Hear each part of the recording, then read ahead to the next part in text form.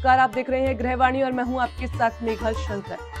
मार्च का महीना शुरू होते ही ग्रहों की चाल में एक ऐसा परिवर्तन हुआ है जिसने ज्योतिष जगत का ध्यान अपनी ओर खींच लिया है। वैदिक ज्योतिष के अनुसार इस समय आकाश में एक विशेष योग बन रहा है जिसे काल सर्प योग कहा जाता है।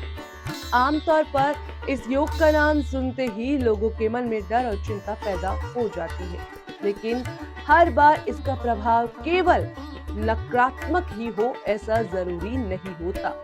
कई बार यही योग जीवन में बड़ी परिवर्तन और नई दिशा भी लेकर आता है। ज्योतिषीय गणनाओं के अनुसार जब सभी ग्रह राहु और केतु के बीच आ जाते हैं, यानी कुंडली का आधा भाग लगभग खाली रह जाता है, तब काल सर्प योग बनता है। ऐसी स्थिति में व्यक्ति के जीवन में संघर्ष, मानसिक अशांति, कामों में रुकावट और स्वास्थ्य संबंधी परेशानियां देखने को मिल सकती हैं।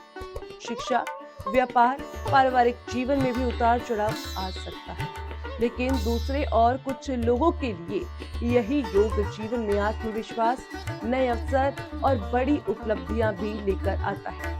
मार्च महीने में विशेष रूप से 3 राशियां जैसे कि धनु, मीन और तुला के जीवन में इस योग का असर देखने को मिल सकता है। तो चलिए आगे बढ़ते हैं और बात करते हैं इस योग में कौन कौन सी राशियां आती हैं। तो सबसे पहले बात करते हैं धनु राशि की। ज्योतिष के अनुसार इस समय धनु राशि के लिए ग्रहों की स्थिति कुछ खास संकेत दे रही है।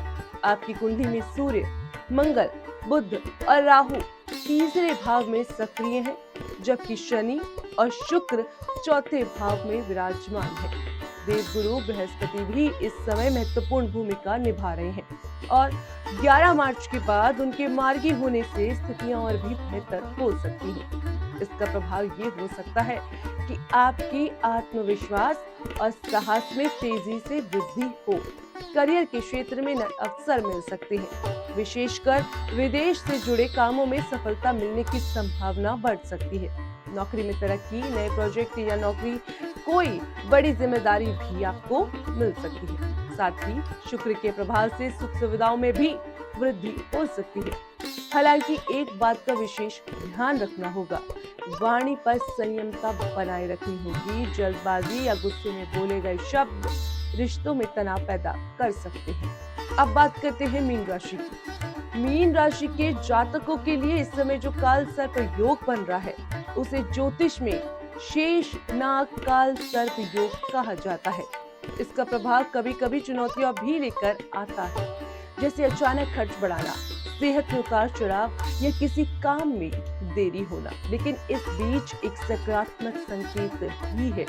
देवगुरु बृहस्पति का मार्गी होना 11 मार्च के बाद गुरु की चाल में परिवर्तन से करियर, शिक्षा, व्यापार के क्षेत्रों में अच्छे अवसर बन सकते हैं।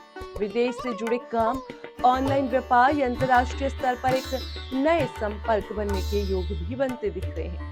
पारिवारिक जीवन में सुधार देखने को मिल सकता है और दाम्पत्य जीवन में खुशियां बढ़ सकती हैं। अब बात करते हैं तुला राशि की। तुला राशि के लिए इस समय जो काल सर्प योग बन रहा है, उसे पद्म काल सर्प योग कहा जाता है, जिसका संबंध पंचम और 11वें भाव से माना जाता है।